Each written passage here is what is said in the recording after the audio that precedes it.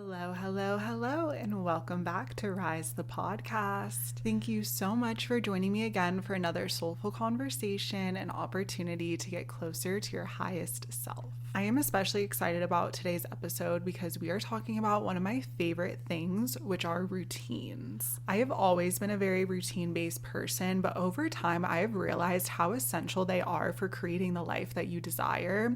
Sometimes the only thing you truly have control over is how you start and end your day.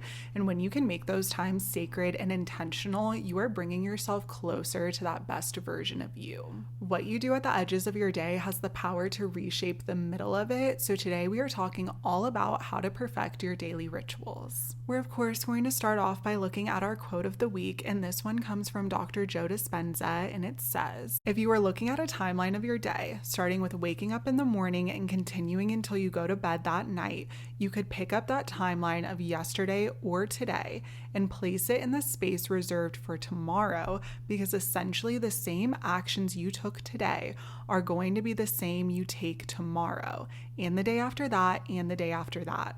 Let's face it, if you keep the same routine as yesterday, your future is just a rerun of your past, and that is because your yesterday is creating your tomorrow." Now, there is so much goodness in this quote, and I know it was a long one, but it's so important. My favorite part that I want to emphasize is where he says, if you keep the same routine as yesterday, it makes sense that your tomorrow is going to be a lot like your yesterday. I think this is such a powerful reminder that if we want our lives to look differently, then we have to do things differently. And since many of us can't change our work or our school schedules, some of the most impactful changes that we're going to make are in the spaces we reserve for ourselves in the morning and at night. So I want you to think about whatever you are currently calling into your life.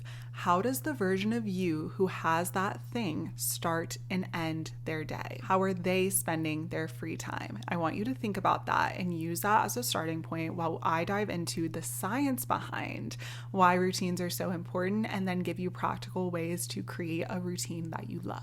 Now, routines are so much more than just a checklist to get through. They actually tie into how our brain and our bodies function. And I want to tell you about the neuroscience behind routines before I dive into how to create one, because I think it's going to make it all click for you. So for starters, when you first wake up, your brain is going to transition through its brainwave states. You're going to go from sleep into theta and then into alpha brainwaves. So when you go from sleep into theta, you're experiencing these slow brain waves that you can experience, yes, when you're first waking up or going into sleep, but they also can be experienced if you're in hypnosis or a really deep meditative state. It's kind of that dreamy, half awake feeling. And from theta, you'll then transition into alpha brain waves, which are often called the super learning state.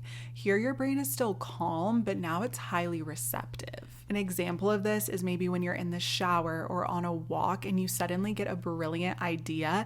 That's when you're in those alpha brainwave states. And what all of this means is that in the morning and then again at night, your brain is more programmable.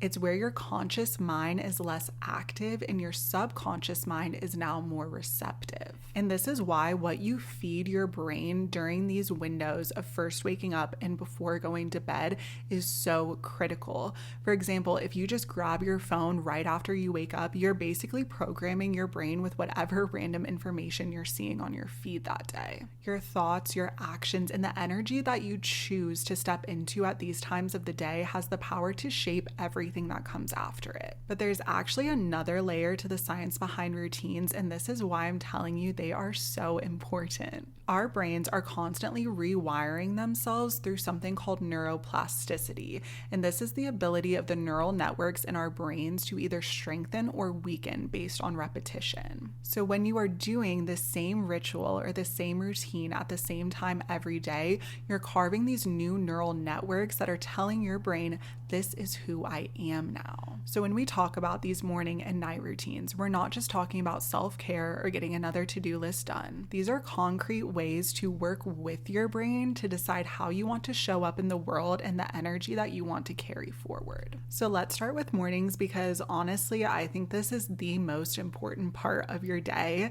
This is your chance to dedicate time to yourself before the world asks anything of you, and it's your chance to cultivate your energy before anyone else has the opportunity to touch it. And if I had to give you one recommendation of what to do in the morning to change your life, it would be to not go on your phone. I know that it's tempting, but when you go on your phone right after waking up, you are opening up your energy to everyone else's priorities. You're opening yourself up to the stresses of the world before the day has even begun, and it's going to set the tone for how the rest of your day actually goes. I promise whatever is on there can wait until after your morning routine is finished, and you will notice such a change in how calm you become if you stop going on your phone right after you wake up. But beyond that, there are 3 categories that I love for creating a beautiful morning ritual, and that is inspiration, mindfulness, and movement. So inspiration could be reading, it could be listening to a podcast, maybe this one,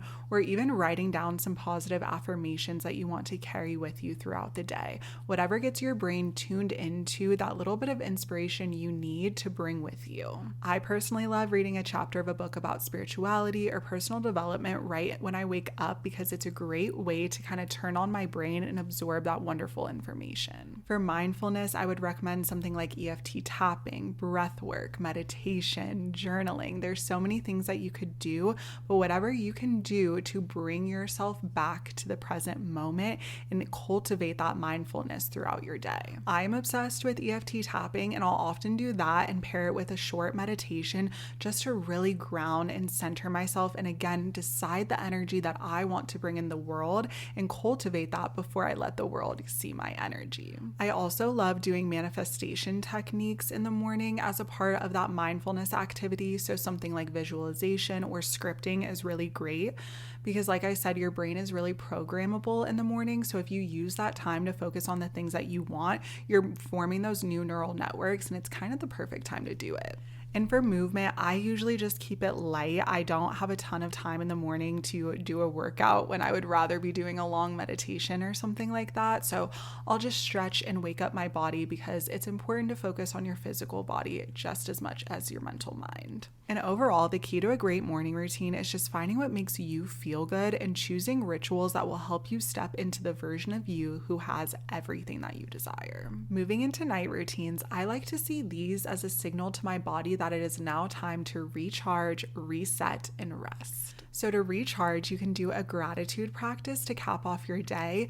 You can write down or even just think about any small wins, moments of joy, or blessings throughout your day. And since your subconscious mind is so open at night, this is a really great way to lock down gratitude as your baseline. I've also heard someone describe the practice of reviewing your day mentally, but rewriting anything that didn't go the way that you necessarily wanted to. So essentially, you're just rewriting that memory so that you can have a positive one when you're going to bed. And sometimes I'll do this if anything was really stressful or overwhelming throughout the day. I'll just imagine that it went the way that I wanted it to, and it's a great way to be able to release it and put myself to sleep at ease.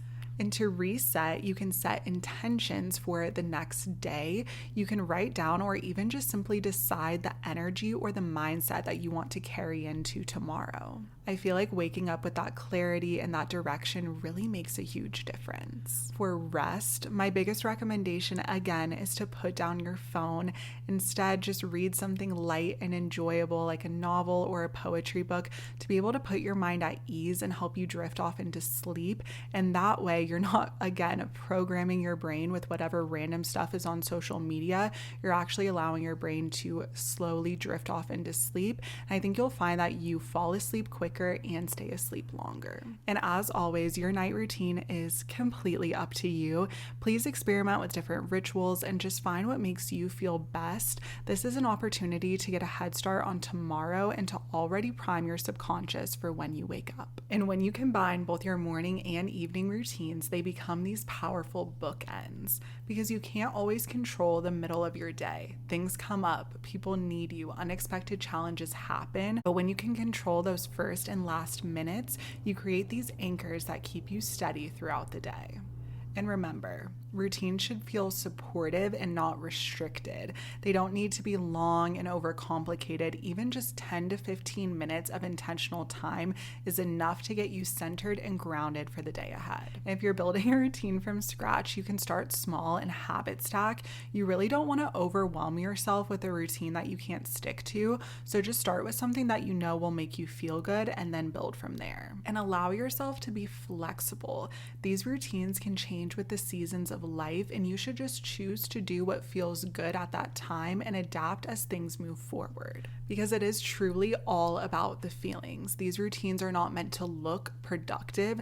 They are meant to make you feel good and bridge the gap between who you are now and who you are becoming. And those feelings are what pushes routines to become rituals. They aren't things that you force yourself to do. They're things that you love to do because you can see the benefit from them. I notice such a difference in the days that I stick to my routines and show up for myself versus the days that I don't. And that's what's keeping me coming back every morning and every night to do the things that I know are going to make me feel so much better throughout the day. I want to feel the best I can. I want to become the version of myself that I desire. And I know that showing up for myself in these moments is helping me take a step towards that version of me. So let this be your reminder that routines are not about perfection. They are about intention. They are giving you the chance to reclaim your power at the edges of the day and decide how you want to show up in the world. Your mornings shape your energy, your evenings shape your rest, and together they can shape your whole life. So I hope you enjoyed this episode and got some ideas on how to perfect your daily rituals.